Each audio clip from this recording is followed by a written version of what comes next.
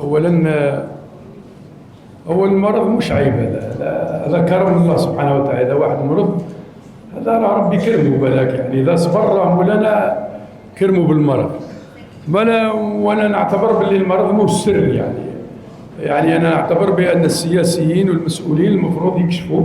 هذا انا رايي، ولكن ما نلزمش به غيري، يعني انهم يكشفوا على وضعهم الصحي وليس عيبا في ذلك. الان كنت تشوفوا الفم نتاعي راه عوج عافاكم الله، جاتني وعكه عندي الان راه شلل، هذه شيء جديد هاني نعالج فيه الحمد لله في الجزائر. انا عندي شلل درك راهو في الجهه اليمنى، عندي حوالي 10 ايام راني نعالج فيه الحمد لله، وراه في تحسن. نعالج فيه هنا في المستشفى جزائري وباشراف يعني جزائري، فما عندناش عقده ان الانسان يقول راني مريض بالمرض الفلاني ولا المرض الفلاني ولا الحمد. ولذلك الصوت نتاعي شويه اليوم راهو يعني شويه خافت، ماهوش مرتفع.